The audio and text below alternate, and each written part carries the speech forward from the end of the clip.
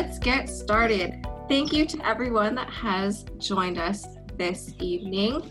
As some of you may know, this is the Bay East Foundation's very first Third Thursdays event, and this one will be kind of our guinea pig for our future ones, and we're so grateful that Tony is a trained chef, so he's the perfect person to kick us off.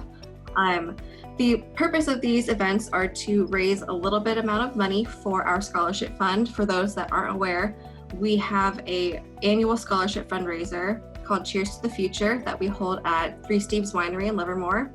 And we usually raise around $20,000 or so for our scholarship fund, but we unfortunately had to cancel it this year. So we are hoping just to have a few events, or not a few, have a monthly event with a $5 registration in the hopes to, one, raise money for our fund, and two, promote local businesses and small businesses that are in our jurisdiction. So we'll be featuring different members of Bay East that have skills, and then other small businesses such as, restaurants or a bike shop doing tune-ups and things like that. Just giving exposure to a lot of small businesses that might be suffering during this time, because we know that this is going to last probably all the way through next year as well. So it's really important that we support our local community. And I also wanted to give a shout out to Tori Byers, who's on the call right now. She is going to be assisting me with these events. And another thing I want to mention that Tori will be helping out with is our partnership with Beer Baron. Beer Baron is a bar and kitchen that has multiple locations in the Bay Area, but they are primarily based out of Livermore and Pleasanton and Oakland. It was started by two brothers from Livermore, and I've done events with them for the Commercial Brokers Association, and since they're based in downtown Pleasanton, I thought it'd be perfect to pair with them. So we're going to be offering various cocktails that you can pick up the day of the event moving forward. And then unfortunately, they aren't able to attend this one today with all the restrictions opening up, and you're being able to serve people now. They're pretty short on staff, and they weren't able to pull a bartender away right now. So typically they would be doing a demo of a cocktail and a mocktail, but Tony has graciously offered his bartending skills as well. So he'll be showing us how to make his own signature mojito, which will be fun. But look out for more promo and promotional things in the future in regards to our events. Our next one will be July 16th. Let me double check my calendar. Yes, July 16th, and that will be with Otto Katrina, who is the president-elect of the California Association of Realtors. So I will go ahead and introduce Mr. Tony Alvino, our president. Yay! Well, yay! Thank you for joining us. We did not plan on doing anything like this year, but due to the interesting things that have been thrown at us this year, you're in my backyard. So we are going to kick off. Well, you mean Sharon and I will be in your backyard soon. If I hear the knock on the door, then yeah, sure. Ashley, don't tempt me. Dude, come get me.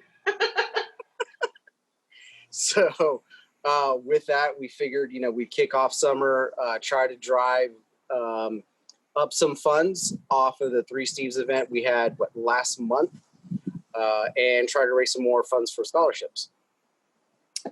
So I am, again, Tony Alvino. I'm this year's president of the foundation, and I also would like for every single member or trustee who's on here to actually introduce themselves right now, so it's not just me.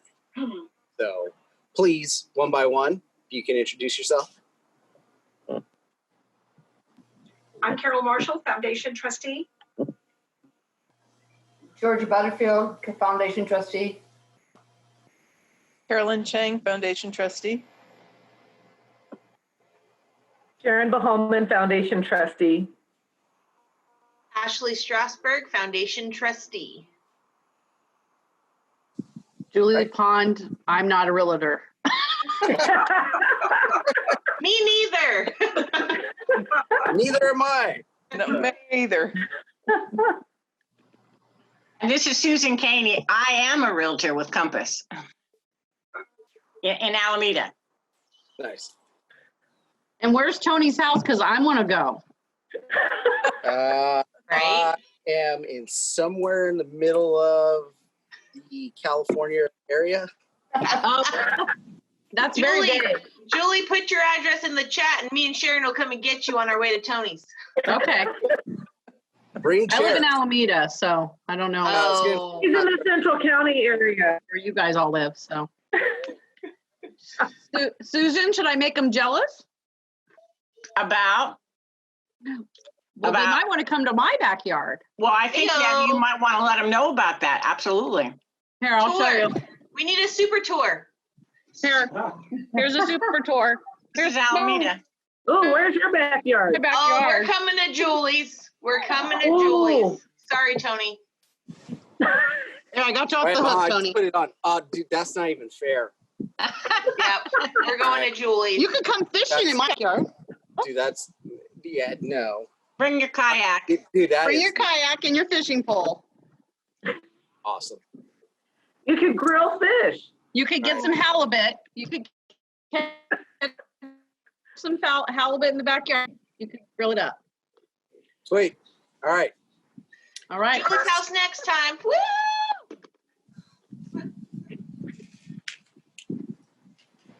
We Let's haven't make even some started chicken. drinking yet, Tony. What was that? Go, Tony. In case I neglect to tell you later, thank you. Hold on. Sorry, I'm on an iPad on a stand, so it's hard for me to. All right. So, Jess, what do you want to do?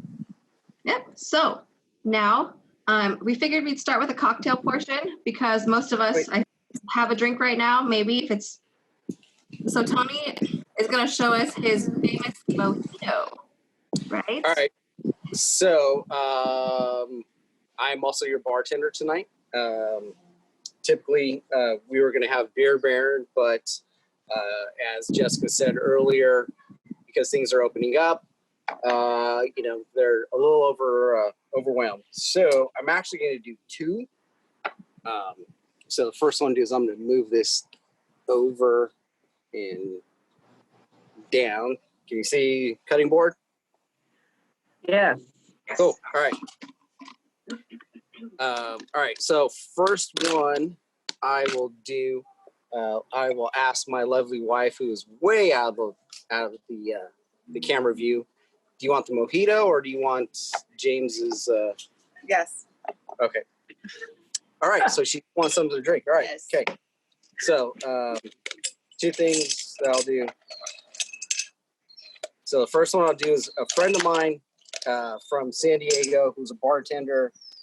I think he got bored one day and he created this fairly delicious drink. Let me find. So, Hey, Tony, while you're explaining the drink, can you give us a little background on your culinary education? sure. So I grew up in restaurants. My grandparents had restaurants, predominantly on B Street, Lower B Street, which was across from the old cannery back in the 50s, 60s, and 70s. Actually, I believe that was Hunt's Cannery. And the restaurant, which was in front of their house, I'll move that up while I'm talking. And they ran the restaurant with my uncle, who was my grandmother's brother, who was a World War II vet. And they ran that restaurant from the mid 50s through, I want to say, February of 96. So I grew up in that restaurant because I actually lived next door. So ever since I could reach tall enough to be on the chair and get my whole hand over the cheese grater, my grandmother put me to work. So I kind of grew up in this industry. I've ran restaurants, I've owned them, and I now do insurance because I don't like being on my feet all day. And I like having a family. So I went to culinary school. Did that for 2 years, and now I'm doing this. And what? And my wife is trying to tell me something, and Which school did you I went to California Culinary Academy, which was in San Francisco. They are no longer around. They were the major competitors for CIA, which was in Napa, New York, and a couple other places. So, yeah, that's me. Cool. All right. Guess you're So qualified. I'm gonna do my friend James. This is his cocktail and pretty much I have everything. So he starts it off with elderflower liqueur, kind of slightly sweet and florally. You don't need much of this. It's actually fairly strong. So we're going to use the bottom half. Probably about that much. Let me go ahead and close that off.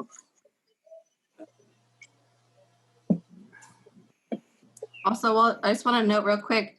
I just got a text that there's a huge power outage in the Newark area, which could explain as to why some people aren't joining. I got a text from Jackie Pena, former trustee, and a few people I know registered are also from that area. Such a bummer. We're recording this, so I'll definitely send it to them. But there's a power outage, which is a Not huge. a problem. Okay, so little half a jigger. I think it's like half an ounce elderberry liqueur, vodka, some simple syrup, a splash of carbonated water or seltzer. And what he does, or what he did in his bar, he basically made lemonade and then just added everything to it. I'm not. So we go ahead and squeeze a couple of these through. Definitely don't want to stick these in because if you let it soak, you get all that lemon oil and like that rind, so you kind of get like that weird funky flavor.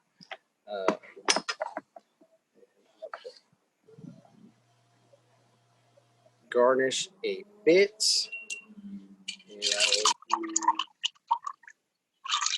He also likes to use pear vodka in this. Kind of gives like a little bit of that like different summery kind of like vibey flavor. You could definitely add like flavored vodkas like blueberry, or Hangar One does a rosé vodka. So that would actually be pretty good in this. Kind of florally, has a little bit of wine into it. So that's this one. I'm going to hand this off to my wife. Yay! Who's Confirmation that it's good from her. well, let's see where she's at. Good. Yeah. Perfect. So he likes that. He also likes to make a simple syrup with a little bit of lavender, but lavender's fairly strong, so that can go a really long way. You could actually use like a lavender bitters. That's a good pinch. Still, that's that. And so second one, I'm gonna actually move on to a mojito here. Okay. So let me bring you back down. All right. Who's been to Cuba? Puerto Rico? Anyone? No? All right. Does Jamaica count? It's close enough. Yeah. Okay. So, true mojito. You've got your mint.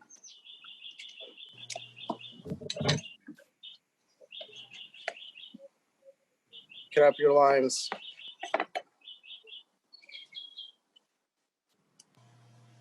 Squeeze those in.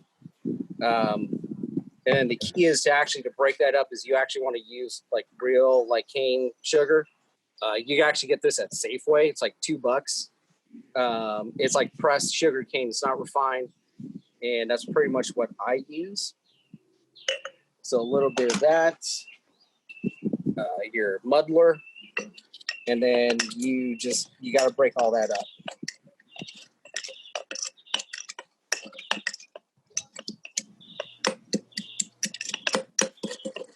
The good thing about this one is you could actually make it non-alcoholic. So for like Sharon, Brad Warren, like, all of our friends who are very supportive of the foundation who don't partake, there we go. So that's the base. Ice, dark rum, preferably.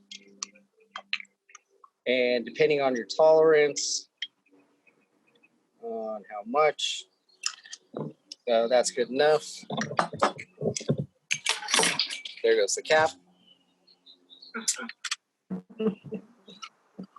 Well, fizzy water or carbonated water, as my daughter calls it. A little extra lime on top. And there you go. So, mojitos go everywhere. Yes. Does your wife want to try that one too? Yes. Let us know if it's good. Good thing she's So, not working. Tony, I She know. doesn't have to go to work tomorrow. Nope. So, Tony, Yes, ma'am. what, since I wouldn't be putting any rum or anything, I mean, you know my question. Can I put ginger beer in that after I make Oh, the yeah. whole little lime mixture thing? So, Okay. ginger beer, lime mint, that's like your kind of like your traditional like dark and stormy. So you can replace the rum, have ginger beer, splash of seltzer water, carbonated water, and that's perfect. When we have folks over, like my parents will come over, my sister, good friends, and there's like 20 of us here, so we'll make mocktails for everyone who doesn't want to drink, and basically we're just replacing the alcohol with carbonated water. So for like this, I'm not using rum. I'm just using carbonated water, and I'll make it a little bit sweeter, a little extra simple syrup, a little extra lime, so you got more flavor to it. Yeah. Oh, and I guess if I'm using a ginger beer, since the ginger beer is already sweetened, I could probably forego adding the sugar with the ginger beer, right? Oh, yeah. Just add more carbonated water, and I would say probably more lime. Okay. So instead of like half, I'd probably use like a full one. So, yeah. Okay, cool. So, yeah. So that's where we're at with that. Okay. All right. So that's the party started. Cool. So Tony, while you set up everything else real quick, I'll just give a brief update to those that don't know about our scholarship program. So the Base Foundation, like I said, we have our scholarship fundraiser. Tomorrow and Monday actually is when we're having our interviews for our top candidates for our scholarship program. We love this. It's honestly the best time. These kids are super impressive. This year we had about 139 applicants for our program, and we cover Alameda and Contra Costa County. So we have students, I'm looking at the list right now, from Albany, Berkeley, Pittsburgh, Fremont, Livermore, Oakland, Pleasanton, San Lorenzo, San Leandro, San Ramon, Union City. So we cover a huge area, and we've done a lot better than previous years with getting the word out there because we have money and we want to give it out. So the more kids that we can help in different areas, the better. We're really excited for this. And the hope is that later on this year, when we have these events, maybe in the winter or fall, that we can have some of these scholarship students pop in on our third Thursdays and give us a little update. We did have a virtual Cheers to the Future fundraiser back in May, or no, was it April? It was beginning of May. And we had 4 scholarship students pop in from last year and give us an update. And it's so nice to kind of see what they're doing. And these kids are crazy impressive. So you'll want to tune in for other ones in the future once we announce who the winners are, because they'll join us. And I swear, these kids, it makes me feel like I didn't do anything, honestly. Like, I'm like, how the heck did you have time to do all this stuff? They're amazing. But so stay tuned. They will join us for our future events. All right. Okay. All right. So would you like to move on? Sure. All right. Oh, okay. So I guess I will give you a little backstory on who Uncle Brent is. And actually, no, my wife actually just came back out. So when my wife and I first started dating, I actually went to their first family reunion, and her Uncle Brent came up to me and said, "Hey, nice to meet you. Meet the family. Make sure you eat the chicken and you don't drink all my PBR." His words exactly. Shook my head and said, "What the hell is he talking about?" And my mother-in-law now said he's the one who makes the chicken and all he drinks is PBR.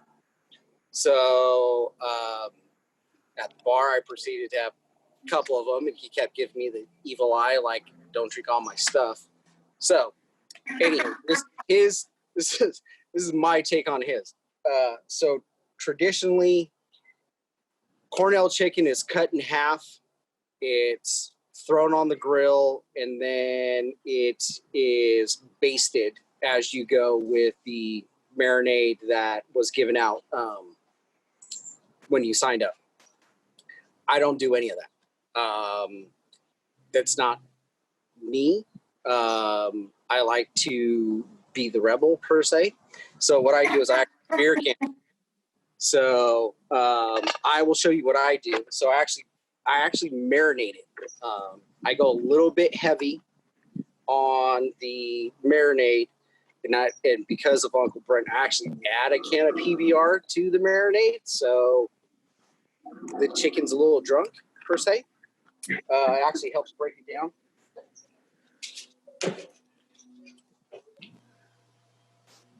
All right, so let me move that down. Okay, so this is my take on Uncle Brent's Cornell chicken. If I can get these gloves off. All right. So, it's actually not bad. Tony, Yes, ma'am. maybe you should rename it, the drunken Cornell chicken. Because you said it was drunken with yeah. So, typically, like I said, it's grilled. So, get rid of this. Okay, so this is my version of Cornell chicken. I don't like using knives on chicken. I actually use shears. Go ahead and pull that off. Ooh. Wow.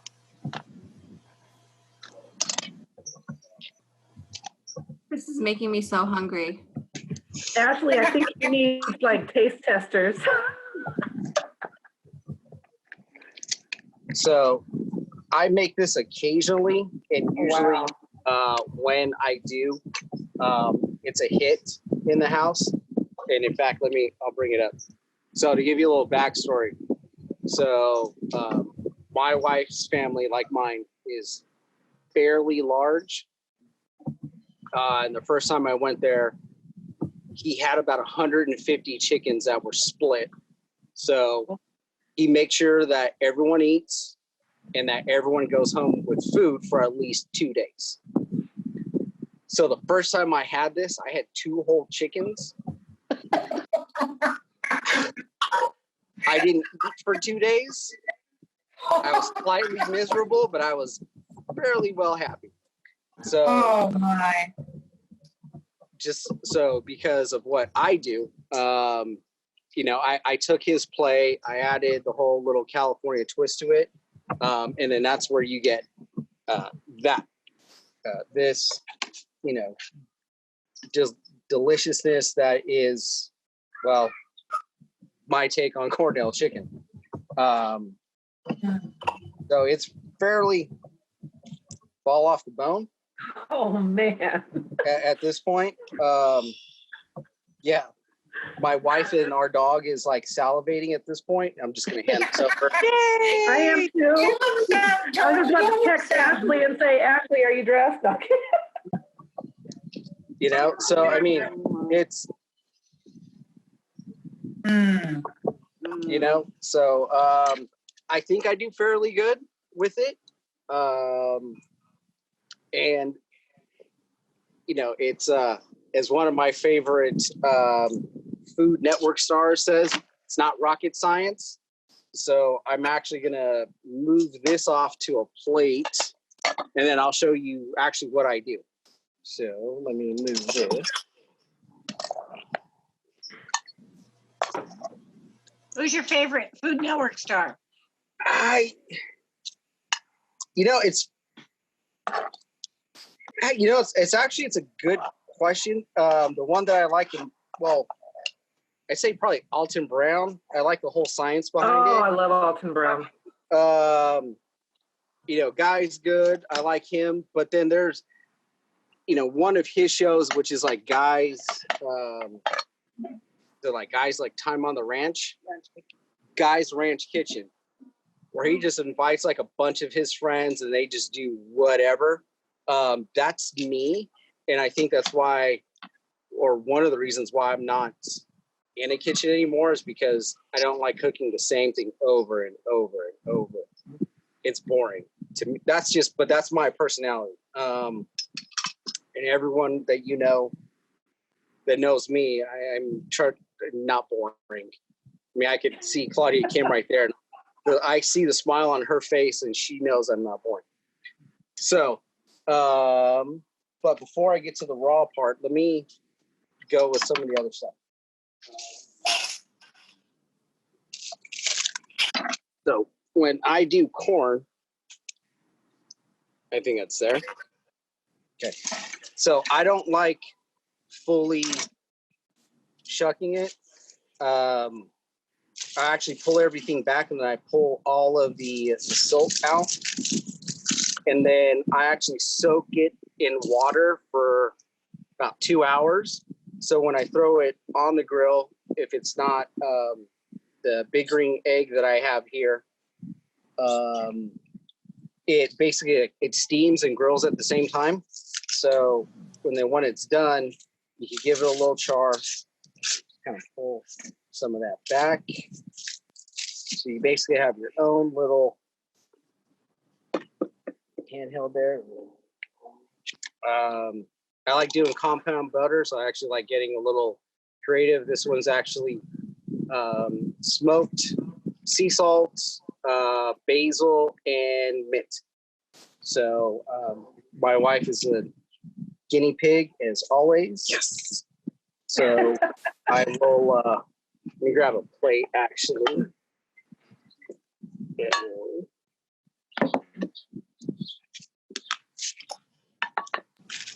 So typically, I'll just a little of that. And then, so, and of course, I like roasting my potatoes like in a little bag. I'll split them in half. And let's see here, parchment, wrap them in tin foil, a little bit of salt, and some oil. These are actually fairly done. And this one, I'm gonna do, let's see where it go. A little bit of clarified butter, because, you know, there's no butter, there's no love. Right, right. That makes everything better. Exactly. And so I'm actually using some there's a brand out, they call it vampire salt. And really, it's black Hawaiian sea salt, garlic, and Aleppo pepper. If you try to buy it, it's like $18. It's like $4 if you just make it yourself. So I just kind of hit it slightly heavy. How long do the potatoes and corn take? The corn this way. So here, let me do it. Let me show you. So It looks so good. I have this thing called a fake green egg. I've had ink for about 17 years. It's this giant ceramic grill. I could get this thing to about 1,000 degrees. Oh my. But it feels like it's like a nuclear weapon at that point. So if I do the corn on this, it takes about 20 minutes at about 400 degrees because it's like a grill and an oven at the same time. The potatoes can get away from you fairly fast. So if you're not paying attention, you will have this epic fireball of flame shooting out the top. Oh my goodness. I highly suggest to not do that. That's the first time I did that. If you ever meet my sister or my cousin and they say, "Oh, he had his volcanic ribs," because I forgot about them and there were flames shooting about that high. Oh, First time I use this. So, yeah. But normally, if you got like a gas grill, put it on low on one side, or actually really not even at all, and just let it bake, kind of. Or you could grill it really quick and then throw them in a bag and then cover them up. 15, 20 minutes. So let me find some tongs so I could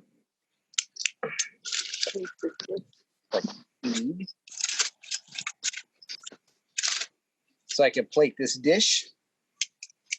And I will grab side of chicken.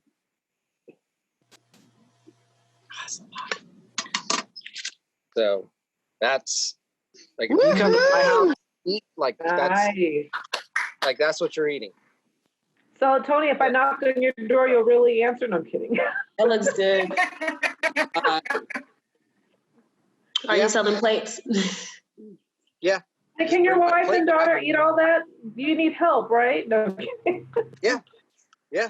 Like my wife's over here, I look at her, she's like, dude, that's a lot. Yeah. But yeah, that's, I mean, we're, we are Mexican, Italian, Spanish, Puerto Rican, and everything else in this house. So you do not go hungry here. So, yeah. So Sharon, yeah. I think I came up with a great fundraiser. I think everybody should try to buy a ticket so they get to be the one person that gets to be there and to be able to be the taster as well. I think that's a good idea. Great That's idea. an excellent Volunteer idea. tribute. Corey and I will do it first because we're staff. Exactly. That's a little Don't worry. light, but okay, I could feed 12. Really? Thanksgiving. Yeah. Thanksgivings are like, well, we've had like 20 before in our little house here in the East Bay, and we've been fine. Now he's I love at that least grill. East Bay. So you're Yeah. closer to where he lives now. He's in the East Bay. Yeah, so I narrowed it down between 3 major freeways. All right, so I'm gonna hand that off. Yay. My wife's gonna go away, and I'll probably find her, in a coma on the couch in about 20 minutes. So, all right. So you guys want to see how I do it? Yes. Yes. All right. Now, quick question, Tony. So I don't have a grill. Can I do this in my broiler? Yeah. So with if you're gonna do the traditional style of Cornell chicken, I would say split it or quarter it. Maybe even pull the wing off or dislocate it so you can actually cook all the way through. And when I pull the raw Okay. one out, I'll show you why. Okay. So you can quarter it, broil it, but you're going to want to make sure that you are consistently on it because it can get away from you fast. And next thing you know, Mhm. you have this deliciously carbonized chicken. Because that can I get do a away lot from of broiling, so, okay. or Yeah. you have fire alarms going on. So, which, by the way, as one of your favorite insurance There affiliates, you go. yeah, because that's hot, and also in worst case Especially scenario, if you go volcanic. yeah, especially when you go Or- when you go volcanic, you just walk away. Walk away. You kind of Right. pull it. Make sure that the house. Call 911. So, Well, AC Fire is not too far from you. No. So, all right. Let's see if this one. All right. So you can find these type of round beer racks on Amazon. Let me pull this one off with the delicious chicken. I actually like this one because it has handles versus this one. You kind of have to grab it or use tongs. So I actually like this one. And that one's pretty too. What was that? I said, and that the other one is pretty too because it's got that fancy little design. So one of the first rules, as I was talking to Jessica and Tori, is if you're going to try to do beer can chicken, make sure the can is actually open. Oh, Or you make rocket chicken. Yeah, you're basically making an IED out of chicken. And if you live in a townhouse or condo, that's going to be an interesting conversation on how you exploded your kitchen with a whole chicken. So open it. Oh my goodness. Yes. So these awesome racks now, you just drop it in. And let me go over what I actually do. So let me find. Can you grab me? All right. So I actually like using, well, if it's not PBR because of Uncle Brent, I actually like using wine. So I'll throw some wine in, kind of steam it. I'll add just a little bit of water because I don't want the chicken too drunk. Does it matter what kind of wine, Tony? I'm not a complete snob unless it comes to seasonings, and then I'll go over to that in just a quick moment. I actually like using either there's the Apothic wine blend. They're like $6 to $9 at Safeway, depending on which one. The white's great. The red. I actually like using Francis Ford Coppola's. It's called Virginia Dare, and it's like a little kind of boutique winery that's just a little bit farther north from his Coppola winery. They're relatively inexpensive. Like when they have sales, you're talking roughly $100 a case for this nice, slightly buttery Chardonnay.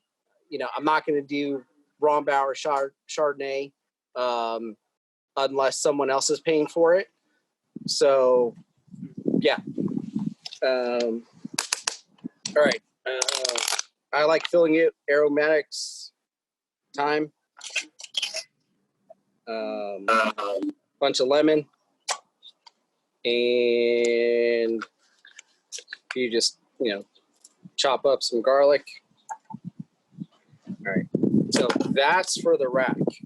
So let me set that aside.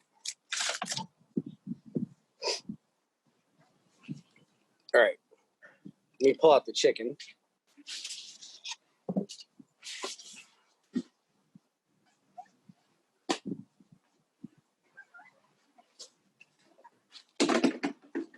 So as I like to say, I like to marinate the chicken instead of basting it. So I'm gonna pull, actually what I'm gonna do first.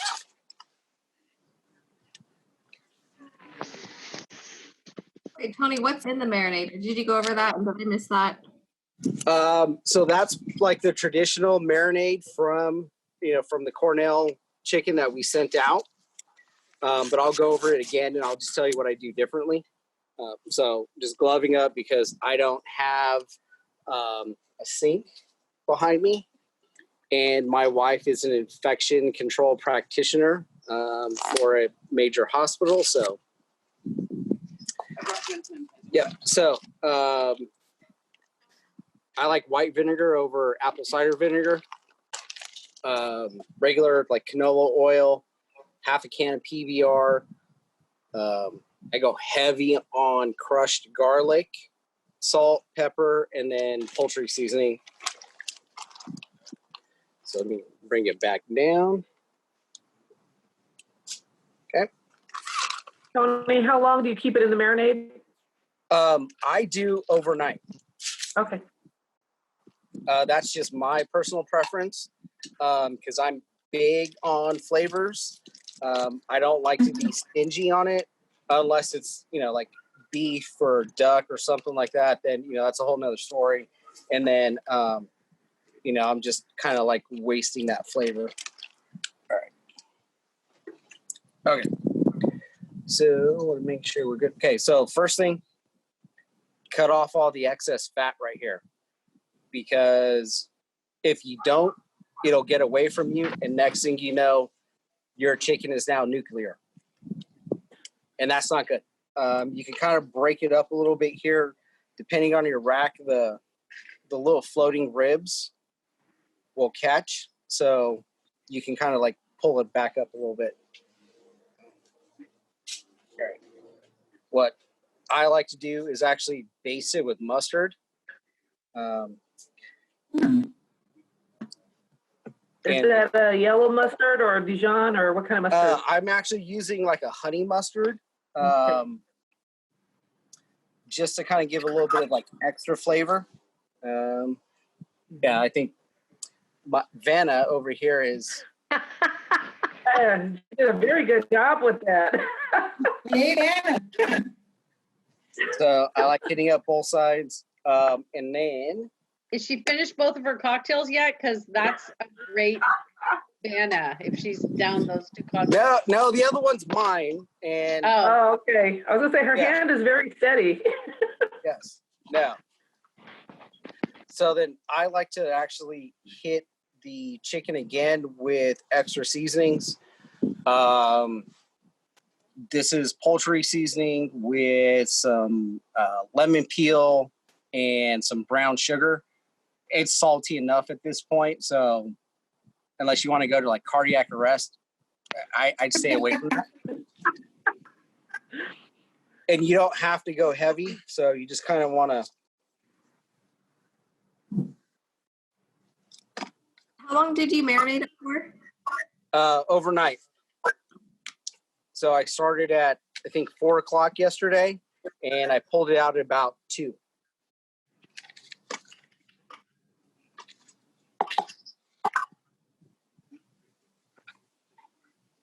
All right. So that's this. Move that out of the way. And now you kind of want to, since this is a bit of a smaller bird, you kind of have to shove it in. Poor little guy. Yep. So definitely the one thing, No. tuck the wings, give it a little bit of sass. It'll actually help it from not like catching on fire later. All right, so that's that. And so now I'm going to deglove. Got a little lane going there, huh? Yep. Now, The other thing I actually like to do is I actually like to throw foil underneath the legs. So that way, when the fat starts to drip down, it's not actually directly over the fire, and then you're not getting flare-ups. So it's kind of like a baffler in a sense. So it's just, preventing it a little bit from actually flaring up. So that is it before I actually start. And then, so if you've got like a regular grill, go ahead and I'll move that over here to this. So if you have a ceramic grill like this, it's right on there. Close the lid. We're talking 40 minutes later. Gas grill, get one side really hot, put the other side on low, and then set it on the low side. Leave it alone. If you've got like a old like a Weber like charcoal grill, same concept. Get all the coals on one side, chicken on the other side, and then rotate it. Or you can spread it out if you want to deal with the heat. Spread all the coals out, and then line it again, and then put the chicken right in the middle. Then make sure use a thermometer. I like this one because it's fairly accurate just on the tip. So you don't want undercooked chicken, and you definitely don't want someone not feeling good later. Mm-hmm. So, Tony, have you entered a cooking Tony. contest before? what was that? Have you entered your cooking contest before?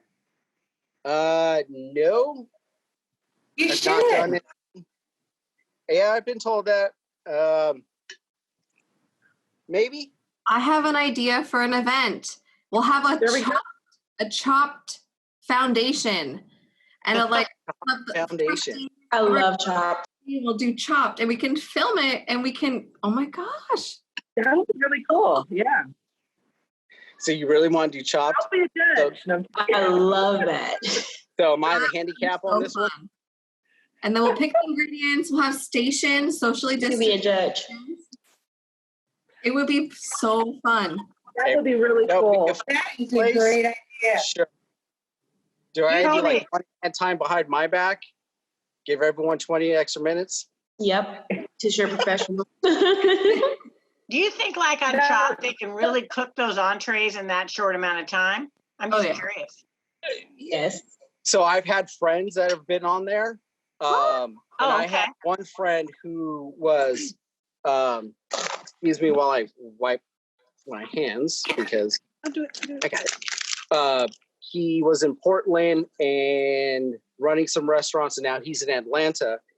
And as he said, I lost out to, was it spinach artichoke dip? So, and I asked him, I said, how was it? He goes, I should have done better. Like I should have understood how basic and easy it was before it got really hard.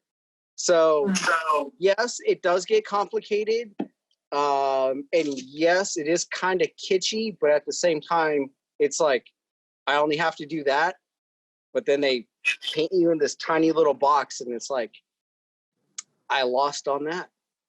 I can't believe I lost on PB&J, or I lost on grilled cheese. So yes, it does happen. Hey, Tony, on a Weber, is the dome tall enough for the chicken to stand up in a Weber? I guess you can put the grill lower, right? Yeah, you can move it down, I think, one level. But if you've got the little small, portable, little tabletop ones, it's not going to work. It's the But height. on a regular, okay, but a regular one, it should be able to.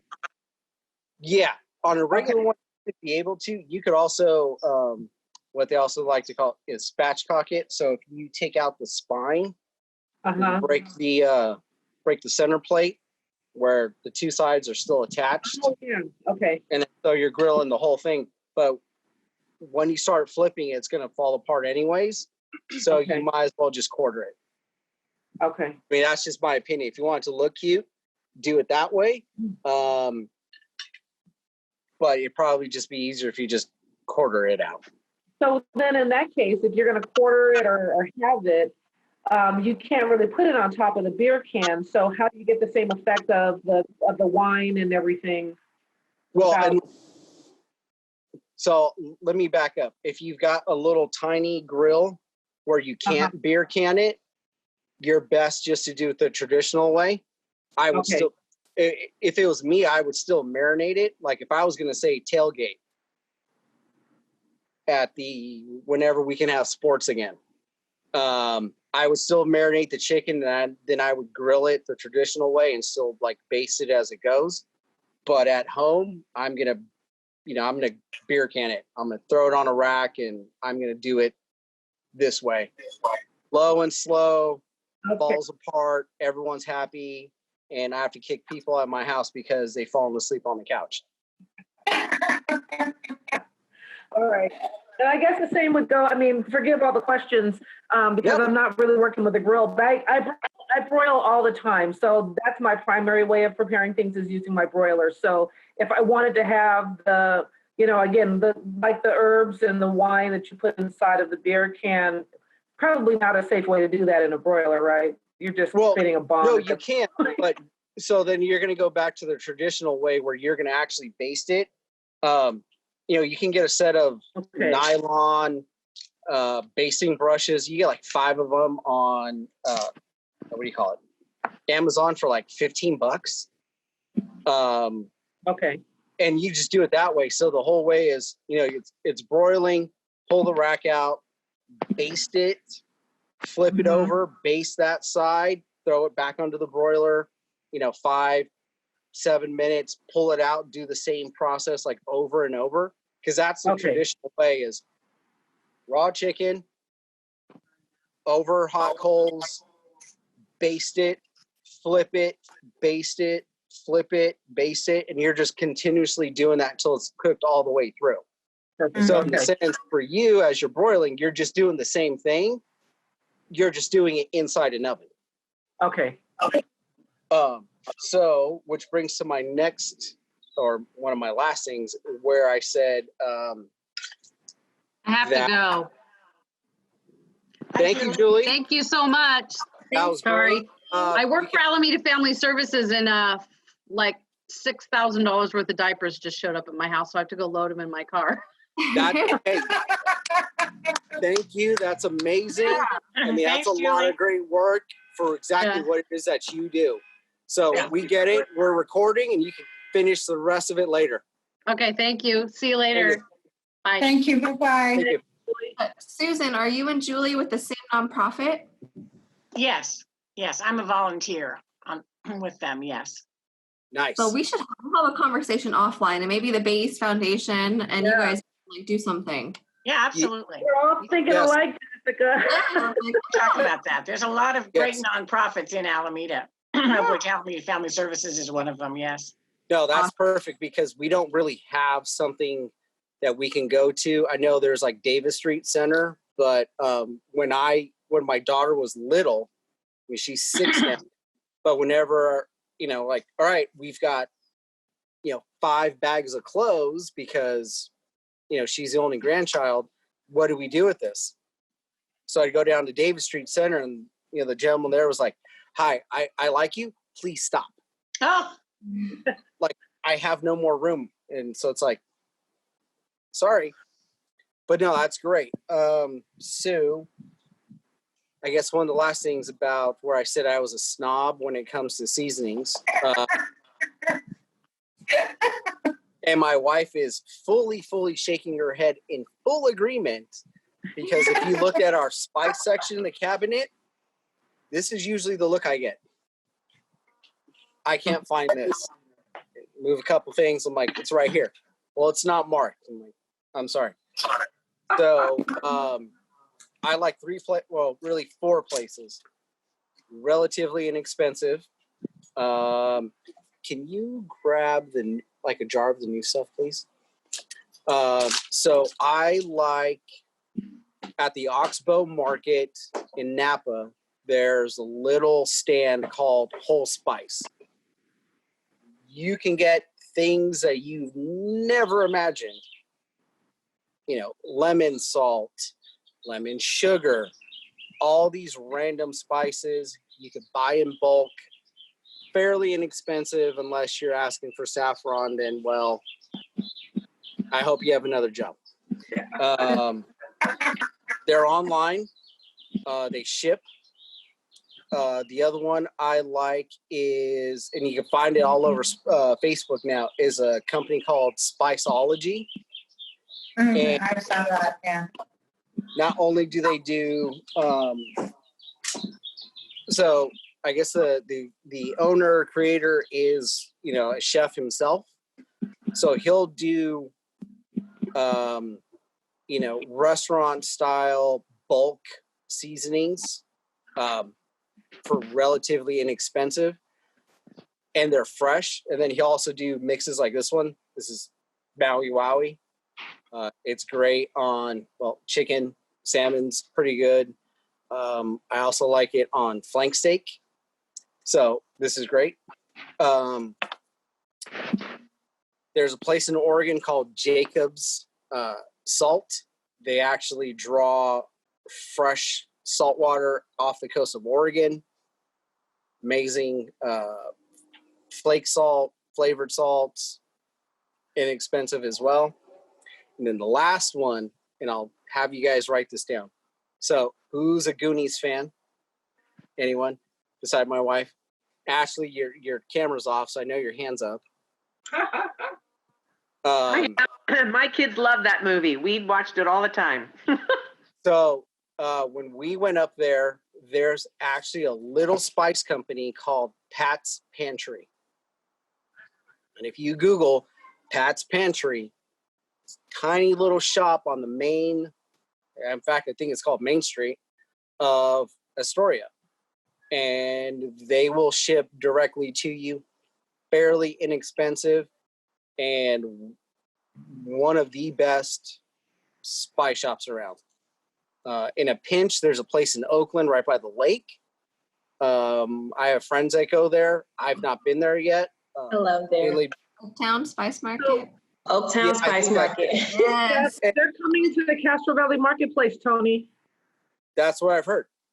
Yeah. And mainly because, I just ordered like $150 of stuff from like Spiceology, or I've ordered 5 pounds of flake salt from Jacobson's. Or, my wife and I go up to Napa, we'll do, a little wine tasting, we'll hit up Oxbow, and then we're coming home with like 4 pounds of Napa Valley seasoning. So we buy in bulk. It goes for however long. If it's too old, we send out the stuff to friends, and yeah. Well, Tony, since you live in the East Bay, that new one they're opening at the marketplace will be a little closer for you to get to. Oh yeah, for sure. Whenever we can actually go out and buy it. Yeah. They're supposed to be opening within the next couple of weeks, right? I think so. I heard from Sheila Cunha that they're supposed to open, I think, July 5th or 6th. Yeah. So we'll give another little quick update on the chicken that we are now starting to cook. So let me turn over. So now you can see what it's actually like. I will swing that over. Wow. Yeah. So, it's got a little bit of sass, still a little bit of attitude. So I'll throw in some extra coal. I'll get to about 500 degrees for like another 30 minutes, and then it's ready to go. Looks so good.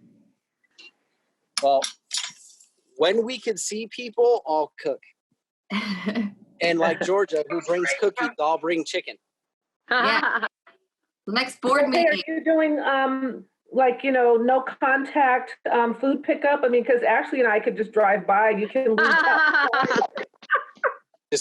just drive by, and I could just throw it at the car. You would do that too. That's okay. There you go. No. Yeah. So Thanks, Tony. That That's was it. awesome. thank you. That was really good, Tony. Thank you. Yeah, Thank you. I'm so Thank you. Thank you excited. very much. We should definitely get, more people involved, and try to do what we can, especially if, we can't all come together, for like cheers and, and have the big, huge, party gala thing that we do. We need to come together and do what we can. So, I'm totally down to have people in the backyard and cook and whatever. So we want to do this again. Let's do it again. Yeah. We're gonna I'm have excited. third Thursday of every month.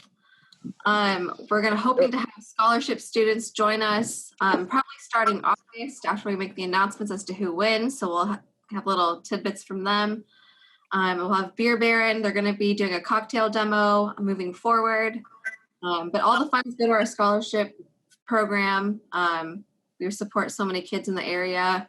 And if we don't raise money for scholarships, we can't give any money out. So thank you guys for being here for our first one. Like, seriously, I really appreciate you taking the time to come on, even though it's just a few of us.